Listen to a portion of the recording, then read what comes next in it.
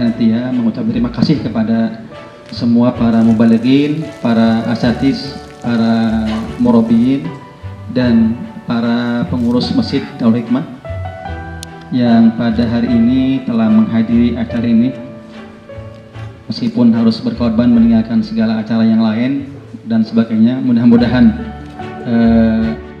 gabung dalam lembaga dakwah Darul Hikmah, para rekan-rekan murabi yang membina di pesantren Darul Hikmah, untuk menghormati juga para rekan-rekan anggota Dewan Kemakmuran Masjid Darul Hikmah dan anggota Dewan sini. Alhamdulillah Allah pertemukan kita pada hari ini di tempat yang sejuk ini, di Villa Aresta, pada acara Mufakoh Murabi dan Mufakoh Dai dan Murabi. Baik, mungkin untuk mempersingkat waktu, acara kita mulai pada pukul 14.25, mungkin selesai pukul 3.20 ya. Nanti ada sisa buat pertanyaan.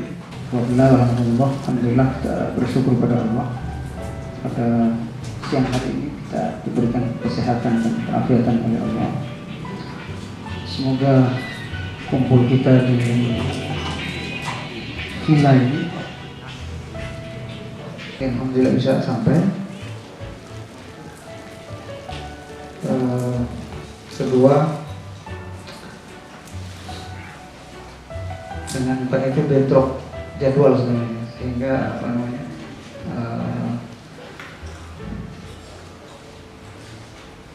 mungkin berubah jadwalnya. Maaf sekali.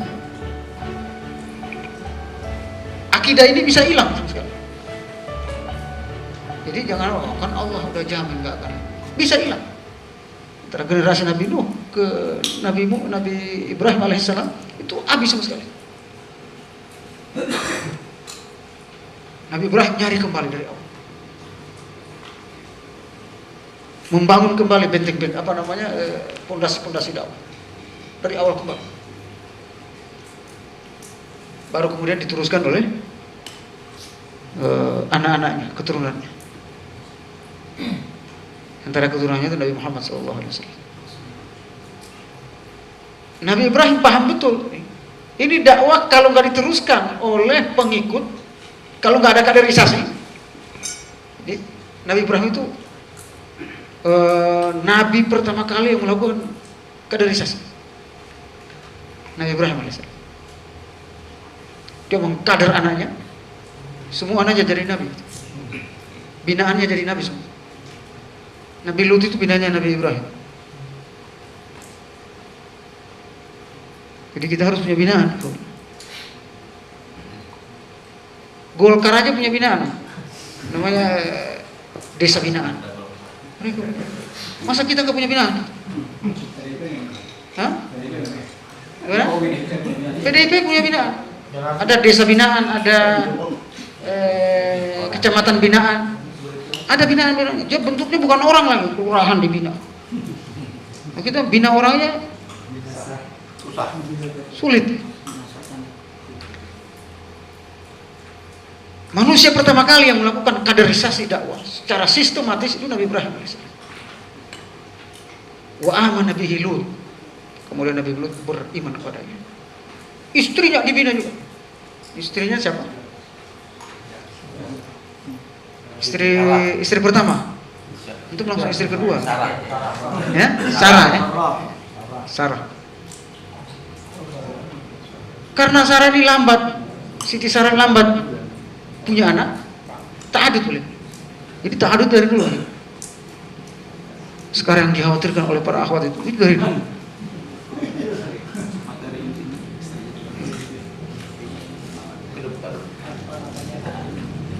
Antum suka nggak materi ta'adud?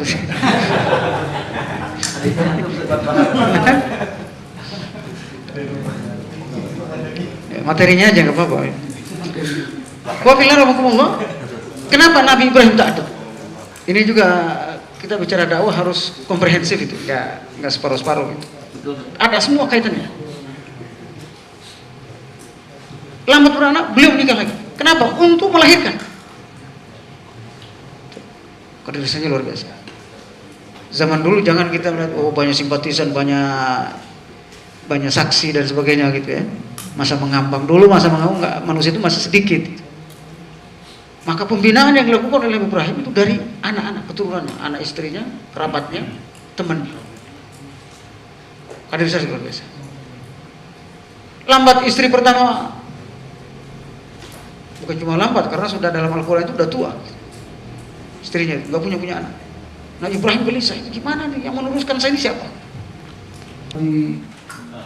Siapa lagi? Ya, Nabi Isa, Nabi Zakaria, Nabi Yahya, itu keturunan semua. Bahkan yang perempuan Siti Maryam, soleh, dai juga, dai. Nabi Yahya, kemudian terakhir Nabi Isa alaihissalam. Kemudian Nabi Muhammad sallallahu alaihi wasallam. Generasi setelah Nabi Muhammad. Kenapa terjadi kaderisasi? Kaderisasinya dua, anak dan teman-teman, istrinya. Makanya kita jangan sampai kita mengkader orang, anak kita hilang, putus. Kita ikhwan, anak kita nggak ikhwan lagi, jadi akhwat. Ya, paham maksudnya? Kita dai, anak kita nggak dai lagi, ya. Putus. Tidak sesuai dengan misi Nabi Ibrahim alaihissalam. Nabi Ibrahim min dzurriyyati Rabbana wa taqabbal. Wa iz ibtala Ibrahim rabbuhu bikalimatin fa atammahun qala inni ja'iluka lin-nasi imama. Apa kata Nabi Ibrahim? Wa min dzurriyyati qala la yanalu ahdi. Allah ngomong kepada Nabi Ibrahim, wahai Ibrahim, aku akan jadikan kamu sebagai imam untuk seluruh manusia. Tapi kata Nabi Ibrahim, enggak cukup di situ. Wa min dzurriyyati. Kalau bisa keturunanku semuanya. Bagaimana perhatian Nabi Ibrahim alaihissalam terhadap estafet keberlanjutan dakwah, kontinuitas dakwah terus. Ini yang disebut gerakan dakwah. Kalau gerakan dakwah ini berhenti, kiamat terjadi. Nggak terjadi kiamat selama masih ada orang yang berdakwah. Selama ada gerakan dakwah. Nah, ini bagaimana Nabi Ibrahim alaihissalam memulai sebagai pribadi. Nah, gerakan-gerakan dakwah ini kemudian terus berlanjut di masa para setelah Nabi Muhammad, dilanjutkan oleh sahabat. Nabi Ibrahim ikut kakek, Nabi Muhammad ikut kakeknya, Nabi Ibrahim alaihissalam. Sistem pengkaderannya sama. Coba, sistem pengkaderannya mempertahankan kontinuitas gerakan dakwahnya juga sama. Nabi Muhammad SAW kemudian mengkader anak-anaknya, istrinya, dan sahabat-sahabatnya. Dia memunculkan ide baru, apa yang disebut dengan aqidatul raja'ah. Apa itu aqidatul raja'ah? Akidah reinkarnasi Nabi Muhammad SAW. Pakai ayat itu. La radduka ila ma'ad. Kami akan kembalikan Muhammad ke tempatnya. Oh ini Nabi Isa aja ada bisa bangkit kembali sebelum hari kiamat. Masa Nabi Muhammad enggak? Begitu sih Abdullah bin Sa'ad. Jadi dihancurkan ini dari dalamnya. Umat-umat yang seperti di Kufa, di Baghdad, di Basra, yang jadi gerakan Abdullah bin Sa'ad itu bukan di Makkah dan Madinah, karena Makkah dan Madinah kuat Islamnya, tarbiyahnya kuat.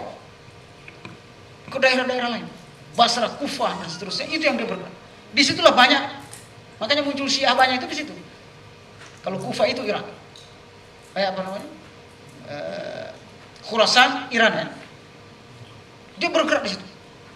bergerak di Basrah, makanya ada banyak Syiah.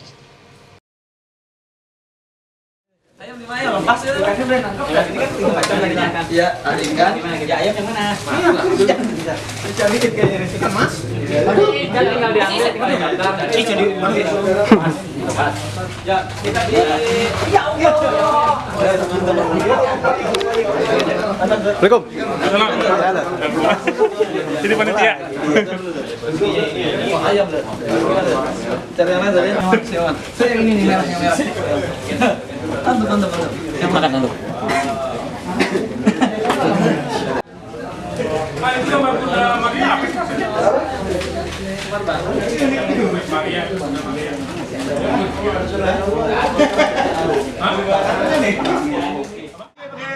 Mana figura di para?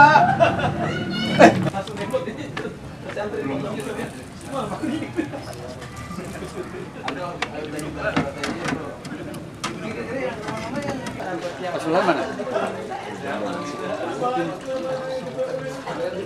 Gak pernah megang.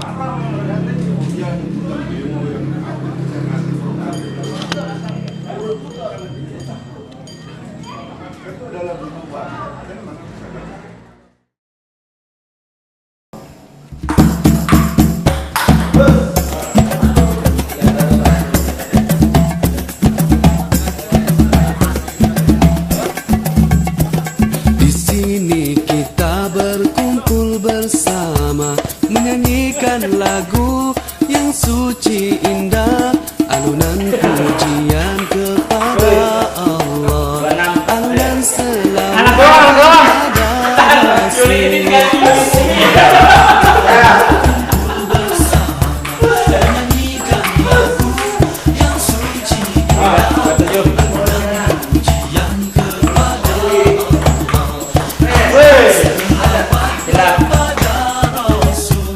hiburkan hati yang masih gelisah, ubati hati yang terluka, ikat kembali persahabatan dengan iman dan kasih sayang. Berhibur tiada salahnya, karena hiburan itu indah. Hanya apabila salah memilihnya, membuat kita jadi bersalah. Sungguh kita dalam bekerja seperti hidup untuk selamanya, beramal soleh sebaiknya, seolah esok sudah tiada. Di sini kita berkumpul bersama, menyanyikan lagu yang suci indah, alunan pujian kepada Allah, alunan selawat kepada Rasul. Hiburkan hati yang masih gelisah, ubati hati yang terluka, ikat kembali persahabatan dengan iman dan kasih sayang. Berhibur tiada salahnya, karena hiburan itu indah. Hanya apabila salah memilihnya, kita jadi bersalah. Berhibur tiada salahnya, karena hiburan itu indah. Hanya apabila salah memilihnya, membuat kita jadi bersalah. Berhibur tiada salahnya, karena hiburan itu indah.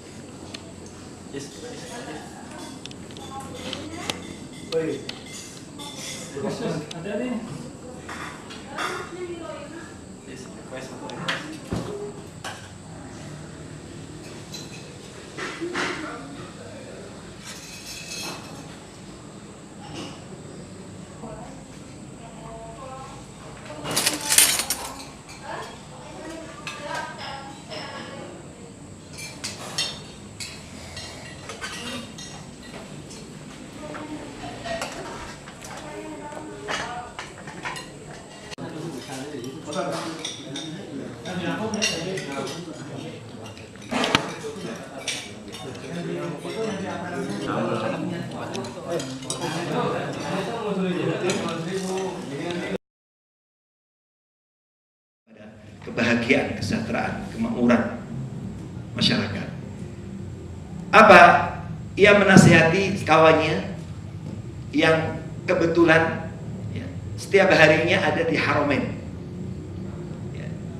Kalau kita sih, insya Allah Ustaz Abdul Adam sesekali bimbing, tapi kan dia tidak tiap hari di Masjidil Haram, Masjid Nabawi. Ya. Ustaz Adib juga sekali bimbing, yang lain juga Ustaz sekali bimbing. Tapi ini tiap hari ada di Haramain.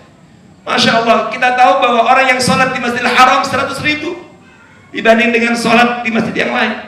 Sholat di Masjid Nabawi pahalanya 1.000, luar biasa. Sekilas kalau orang itu berada setiap hari di Masjidil Haram, Masjid Nabawi, apa? Pasti orang soleh, orang baik. Tapi ternyata tidak demikian yang dipahami oleh Abdullah bin Mubarak. Maka dia nasihati kawannya yang alim ini, yang bahwa keseharianmu di Haramain ini tiap hari, kemudian kau tinggalkan umat dengan problematikanya, dengan permasalahannya. Engkau rajin ibadah, sholat, jamaah, dan seterusnya, ibadah mahdhah. Kau habiskan waktu di Haramain. 12 orang, 10 orang. Dulu kita mencari binaan mutarabbi itu luar biasa. Ustaz Adam itu mengalami berapa kali ke puncak, berapa kali ini, berapa kali. Dulu waktu saya di Libya itu, kita yang mengkondisikan ulul absar. Tahu ulul absar? Ulul absar itu sempat jadi panitia daurah. Ulul absar Abdullah, teman sekelas saya, kita kondisikan dia. Daurah pertama di Cibubur, kita ajak sampai kemudian ikut daurah. Kemudian jadi panitia. Artinya kita subhanallah itu luar biasa. Jadi berangkat sana kemari itu. Tapi sekarang nggak usah capek-capek. Maka harusnya jangan innalillahi wa inna ilaihi raji'un. Alhamdulillah, masya Allah. Jadi kesempatan emas sebenarnya. Kenapa? Karena kesempatan kita untuk mendapatkan humrun ni'am. Khairun laka min humrin ni'am. Karena surat Al-Imran ayat 79 itu jelas sekali, walakin kunu rabbaniyin bima kuntum tu'allimunal kitab wa bima kuntum tadrusun. Tu'allimunal kitab ini kan peran murabbi. Tu'allimunal kitab wa bima kuntum tadrusun, ini adalah kita juga pada saat yang sama menjadi mutarabbi. Artinya terus semangat membekali diri kita. Jadi peluang untuk menjadi insan rabbani itu berarti juga jauh, karena ini adalah yang disampaikan Allah dalam Al-Quran. Walakin kunu rabbaniyin bima kuntum tu'allimuna al-kitab wa bima kuntum tadrusun. Nah, artinya ya berarti akan jauh dari kemuliaan. Belum lagi dengan di dalam hadis yang diriwayatkan dalam An-Nasai dan yang lainnya, Ibnu Hibban juga meriwayatkan dalam sahihnya, peluang untuk menjadi muallimun nas al-khair itu juga akan hilang dari kesempatan baik ini. Mengajarkan orang kebaikan. Karena pada dasarnya ketika kita menjadi murabbi pun juga mengajarkan kebaikan. Padahal orang yang mengajarkan kebaikan itu apa? Dimintakan ampun oleh makhluk-makhluk Allah yang ada di sekitar. Bahkan yang langit dan di bumi, hatta al-hud, kata dalam Sahih Ibnu Hibban, hatta al-hud, sampai ikan di lautan itu semuanya ya, memintakan ampun kepada orang yang mengajarkan kebaikan. Artinya ini adalah keistimewaan-keistimewaan yang kemudian hilang. Dan ini sebagian saja, banyak sekali tentang keutamaan dakwah dan seterusnya. Ini dampaknya. Belum lagi kalau nanti kita tinggalkan medan ini, dampak kepada keadaan umat dan masyarakat tentu akan jauh lebih besar lagi. Ini sebagian saja. Nah, tapi saya melihat bahwa ada beberapa kendala yang menjadikan kemudian kendala besar, 3 kendala besar yang kemudian menjadikan seseorang ya, enggan untuk menjadi murabbi atau tidak maksimal dalam masalah ini ya. Atau meninggalkan medan ini, padahal ini medan yang mendapatkan dijanjikan beragam kemuliaan dan keistimewaan. Yang pertama ada kendala iradah, kemauan. Jadi belum banyak orang yang siap memiliki kemauan kuat untuk menjadi murabbi. Kenapa? Ya dengan berbagai macam alasan. Dengan berbagai macam alasan. Padahal memang untuk menjadi murabbi ini dibutuhkan kemauan. Kemauan yang kuat. Dan keberhasilan kita menjadi murabbi yang sukses pun juga harus diawali dengan sebuah kemauan. Karena iradah ini kan munculnya dari hati. Dan disitulah tempatnya ikhlas, innamal a'malu binniyat dan seterusnya. Ya. Maka ini kadang-kadang menjadi kendala. Kalau dari sisi ilmu kemampuan, masya Allah. Tapi kadang-kadang kemampuan saja, kapasitas ilmu yang mumpuni, tapi kalau nggak mau ya susah. Padahal medan ini medan yang mulia. Medan dakwah. Meninggalkan dakwah dan tarbiyah, faman yuqatilul adu. Lalu siapa yang akan menyerang musuh? Siapa yang akan memahamkan umat? Maka kemudian beliau bersumpah, wallahi ma ana bibarihin hatta tarji'u. Demi Allah, aku tidak ingin malam ini aku bermalam sampai kalian semua harus kembali ke Kufah, terlibat dengan segala problematika yang ada di sana, dan kemudian tingkatkan produktivitas dakwah kalian, hadirkan diri kalian di tengah-tengah problematika umat itu.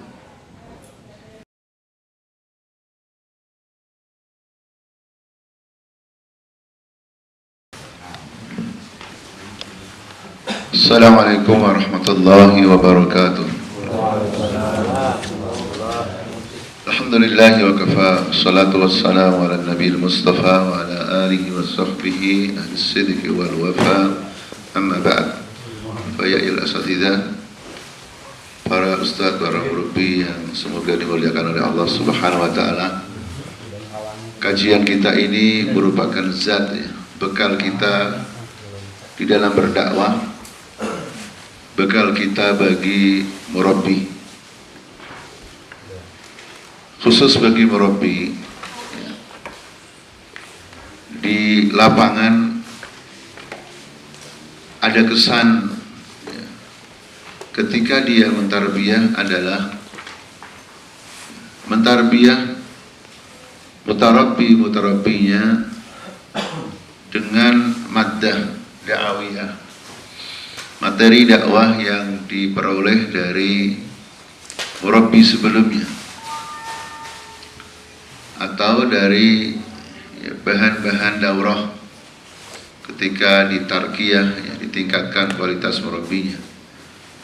Dan ada kesan sebagian murabbi fidahumullah yang kita cintai dan semoga dilindungi oleh Allah, tidak ada ibtikarat, tidak ada inovasi-inovasi baru, sehingga kalau itu dibiarkan dikhawatirkan akan melahirkan malal atau sama kebosanan yang dimulai dari murabbi itu sendiri karena materinya berulang-ulang, atau dari mutarabbi kita yang lebih cerdas yang mungkin secara ya akademis pendidikan formalnya khususnya dalam ulum syariah lebih tinggi. Nah, materi ini Ustaz Hafizakumullah dan murabbi ya, memberikan bahan bagi kita bahwa materi-materi dakwah dan materi tarbiyah itu ya, selalu ya mutajaddidah, selalu baru, selalu ya aktual, karena sumbernya dari Al-Quran, dan Al-Quran itu adalah ataullah al-mutajaddidu, anugerah Allah yang selalu baru, sehingga tidak ada lagi kesan murabbi atau sebagai dai atau mubalik yang materinya itu saja. Ini barangkali mukadimah dari ya kajian ini. Bahkan saya melihat yang lebih penting mukadimahnya, karena yang di depan antum sekedar contoh saja itu. Yang kedua, ikhwatal iman hafizakumullah, disebut fikih dakwah, bukan ilmu dakwah. Ini sudah betul mustalah dari para ulama, terutama ulama dakwah. Mustalah yang lahu dalalatuhu wa lahu ahdafuhu, tidak sekedar mengistilahkan. Ini memberikan pemahaman pada kita semua bahwa seorang dai, seorang murabbi harus punya ketajaman, kedalaman dalam memahami dakwah dan tarbiyah. Dari mana itu? Dari kata fikih. Karena al-fiqhu itu maknanya adalah al-fahmud daqiq, pemahaman yang mendalam. Pemahaman yang mendalam. Jadi bukan sekedar faham, tapi pemahaman harus mendalam. Karena dalam kaidah kehidupan yang tidak bisa kita pungkiri, ya, bahwasanya faqidu syai'i la yu'ti. Seseorang yang tidak punya sesuatu atau kehilangan sesuatu, maka dia tidak akan memberikan kontribusi kepada orang lain. Jangan bermimpi kita mempunyai masyarakat yang berkualitas dan juga mutarabbi yang berkualitas kalau kita sendiri sebagai dai, sebagai murabbi tidak berkualitas. Itulah sebabnya ketika para rasul dan para nabi diutus oleh Allah, di antara tujuannya untuk menjadikan umatnya sebagai orang-orang yang berkualitas, berkualitas secara kemampuannya dan berkualitas secara manuver-manuver dakwahnya. Itu di antara isyarat yang ada dalam surat Ali Imran ayat 79 yang sudah sering kita pelajari bersama-sama, yang sangat familiar dalam dunia tarbiyah. Walakin kunu rabbaniyin bima kuntum tu'allimuna al-kitab wa bima kuntum tadrusun. Jadinya adanya peningkatan dalam manuver-manuver dakwah. Setiap hari jumlah mutarabbi kita bertambah, jumlah mad'u kita bertambah, dan itulah idealnya. Tapi realitasnya tidak seperti itu. Ada kesan di zaman sekarang ini, jamaah kita dalam bentuk kepartaian, ada kesan orang ogah, itulah orang kampung yang tidak tertarik, tidak semangat untuk tarbiyah. Ini tantangan yang sangat besar dalam dakwah di era sekarang ini. Ada apa orang kok tidak tertarik? Di saat awal-awal tarbiyah tahun 80-an, orang berbondong-bondong bergabung dengan anak muda dengan seluruh kesederhanaannya, seluruh keterbatasannya, terbatas ya kemampuannya, terbatas dananya, terbatas ketenarannya, orang tidak kenal kita. Tapi di waktu itu justru orang berbondong-bondong dengan dakwah dan tarbiyah. Ini tantangan berat bagi kita semua, ya ibadah Allah.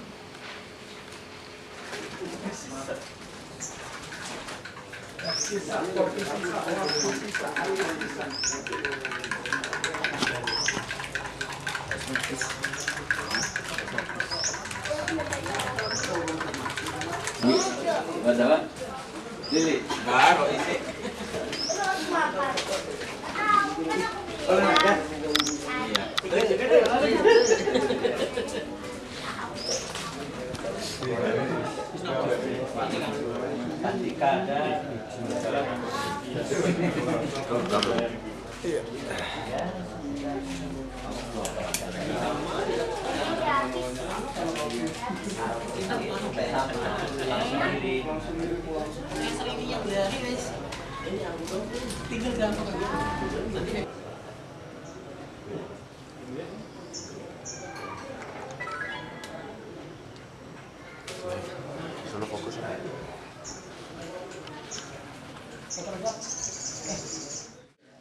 Ustaz sekalian, sebelum nanti Ketua LDDH atau dari koordinator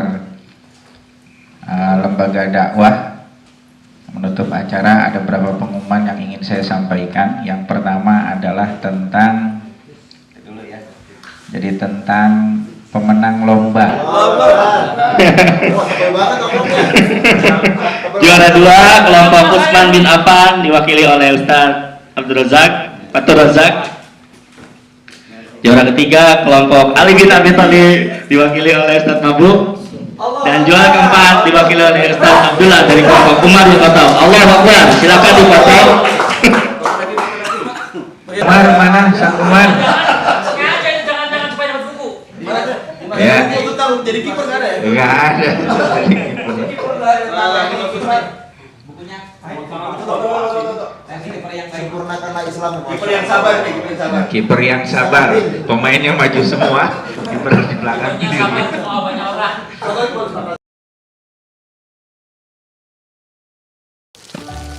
Yang saya hormati Ketua LDDH Ustadz Abdullah Adam, yang saya hormati Ketua DKM Ustadz Abdul Salam, yang saya hormati Ketua Tarbiyah Ustadz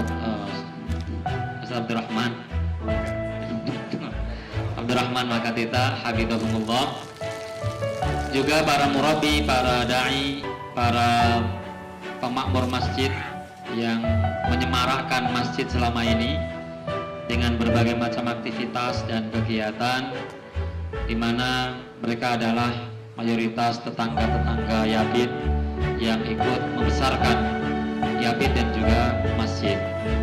Tentunya tidak ada kata yang bisa saya sampaikan mewakili pengurus Yayasan Perguruan Islam Darul Hikmah selain kami sampaikan, kami ucapkan seiring dengan doa, jazakumullahu khairan katsiran, jazaan katsiran. Amin ya rabbal alamin. Bismillahirrahmanirrahim. Ya Rabbana alhamdu wal kamal wa lakal syukur kama yanbaghi li sultanik wa sallallahu alaihi Muhammad wa ala alihi Muhammad.